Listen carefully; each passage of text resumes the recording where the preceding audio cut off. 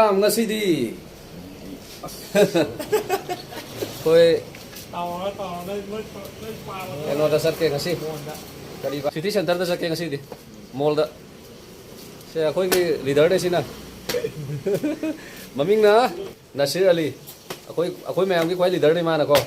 Ose mall da sat ka dori. Chen ga lo e. Rồi, sat lo. Thôi gì. Khoi le bam de ki ni khoi thulai ju. Ôi, chết chưa? Hả? Phone Phone ba đây. Nào đó sat lo. Năm mình liêu con.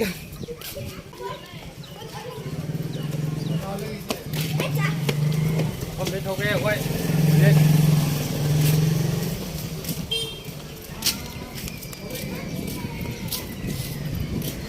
Rồi, rau cái tông được. Tông được à? Gari lạc có ngay để khoi gari.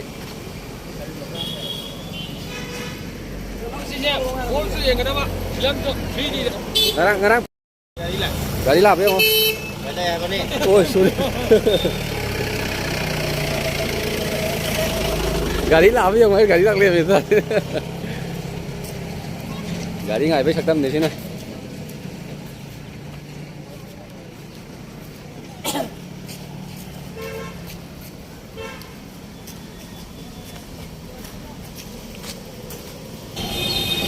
Ôi, xe máy nhiều đấy. Xe máy đấy kia một cái electric ấy tung ra cái rồi đấy.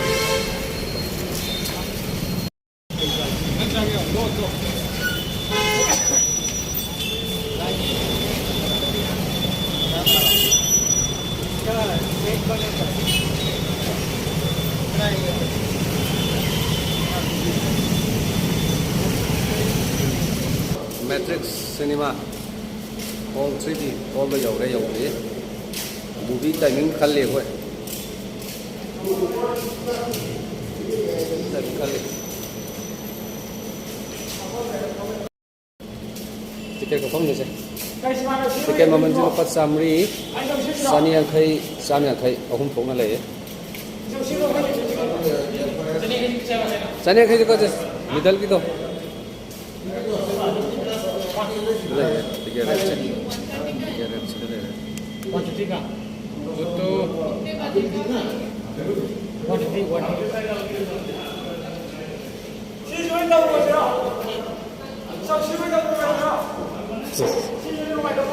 Agam saya wari ni tadi.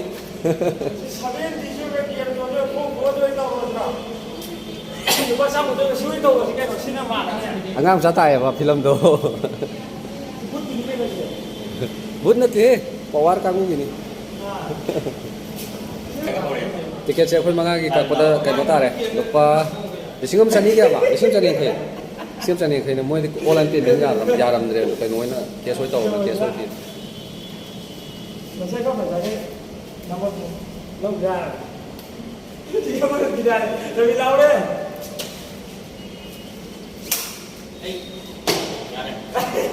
Không cảm ơn mà là đầy vợ. Logo này phải photo cắm này đi.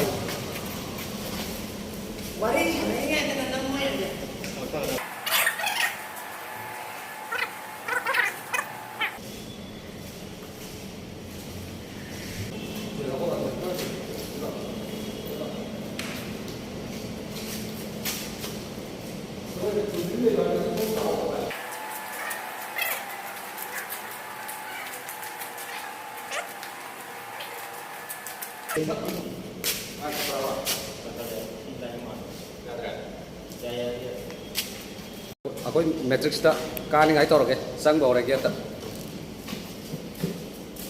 lift tu saya kerja na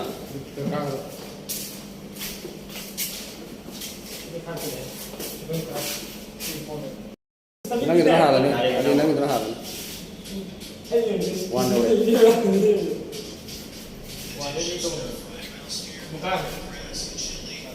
sama Untuk anh coi ba bắt tà đấy. Hai phần đồng vậy đó. Hai phần đồng. Cái đó là cái này cái đó Ở đây mua shopping mall chẳng có tiền đi ăn có tầm này là lệ gì. Matrix Cinema the car and 5 floor. ꯍꯣꯔꯦꯟ ticket ꯆꯪꯕꯒꯤ checking ꯇꯧꯔꯤ ꯍꯧꯖꯤꯛ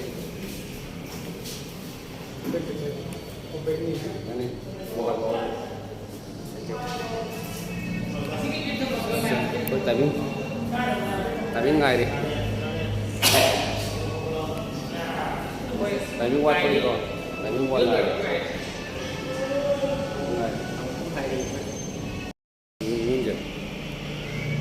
कोई नहीं young ना सीनी काल की नहीं young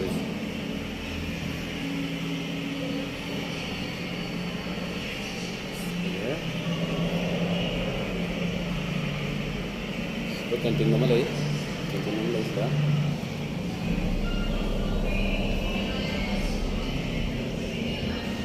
đó tại những ngày nó vậy tâm mình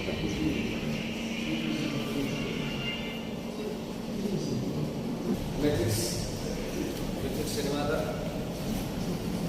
làm gì với tại những ngày nó mong phải đi gì đâu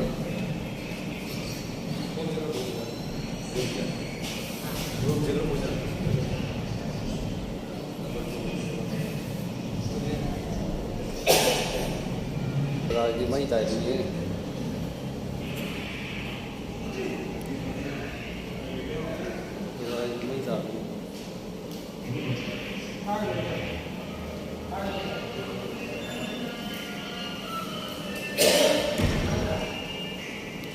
ôi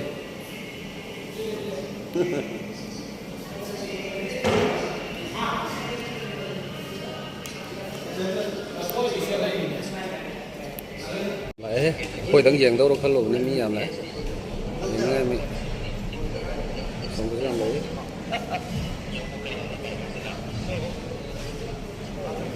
tốt đấy đi ở tây trắng nặng đấy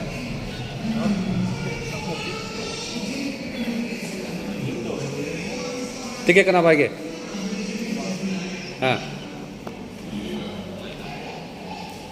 Jadi inspeksi upah kan itu, inspeksi upah ni kita kan form lem lagi deh, dah. Jadi inspeksi apa ini? Am sih ke loy na upah kan tu ini, si upah kan ini yang kan tu ini. Jangan jangan. Upah kan sana gitu ini sih, loy na. Sandri.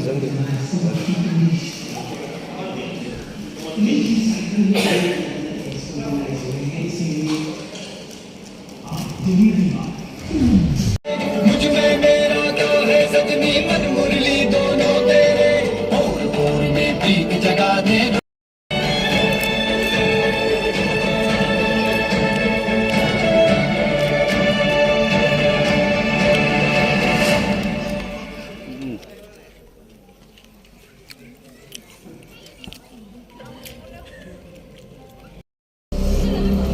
film lôi kre spek thama me pura ke spek thama do pura ye ra thana na spek thama do bi thok lai da nang na spek ko ke da ba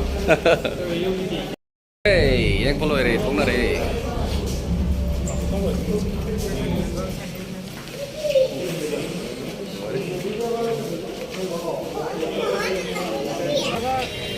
sida vishal am le विशाल ये मतलब 5 floor दा कोई car ये film दो सीधा आगे मथक सीधा काय दा बच्चा जा सिटी सेंटर रवि ने अब की रो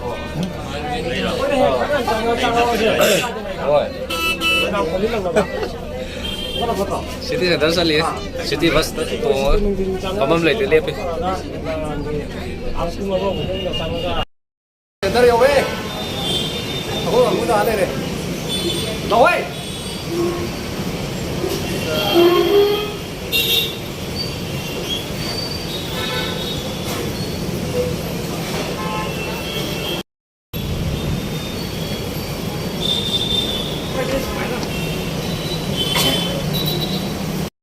सेंटर मखोंग यौरे फुटपाथ ने कोई चल सिटी सेंटर यौसल कदर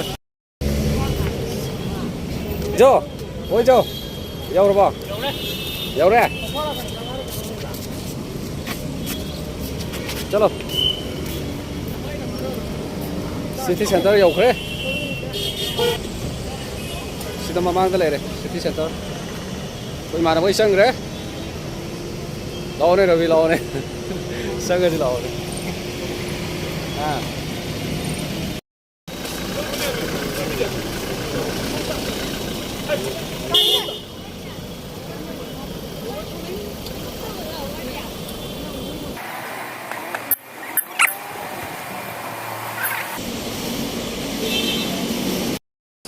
वाह बाजार है सिटी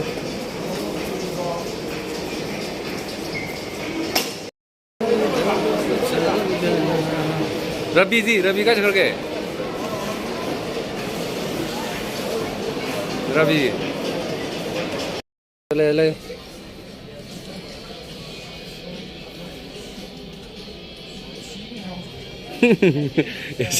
ऐसी याद रही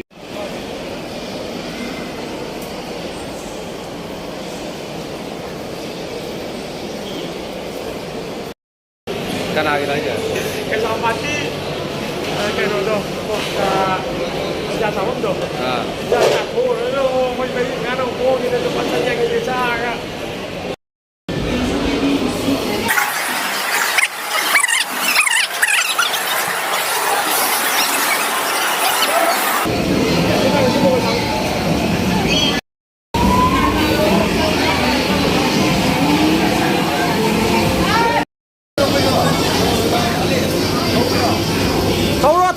Thâu tươi đi thâu rồi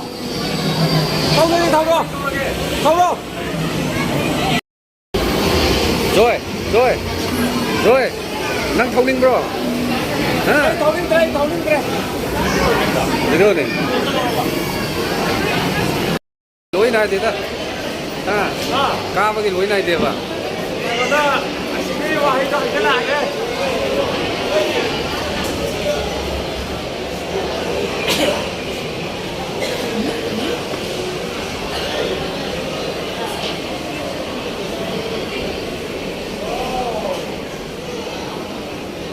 floor kaya sudah gue kadang aja mari wow pajai ngapam jadi naik deh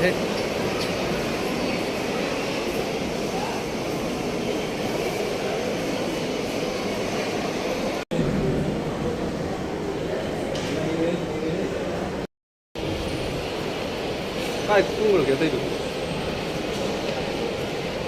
ah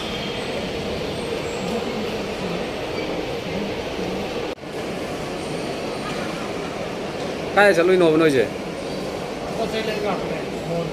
lấy đi lấy ra năng đi lấy ra mà bà lấy cái này chơi cái anh tôi học đi anh tôi học đi anh lấy cái đồng hồ học đi năng đi lấy ra mà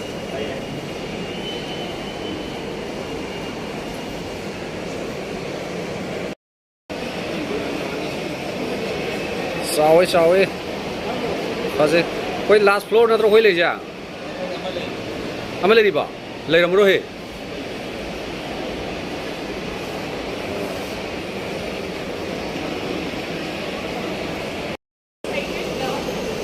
lâu Ali lâu floor mà tôi quay lấy mà tiếc cái lấy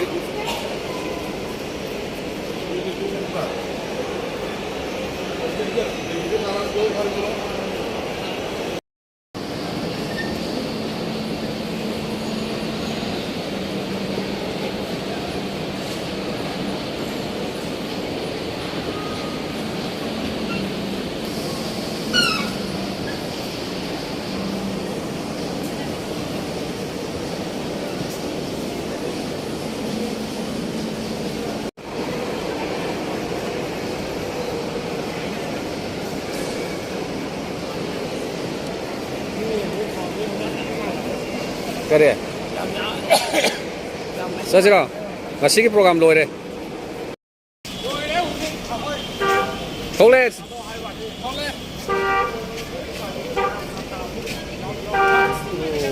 city center. Đi chơi gì? Rồi.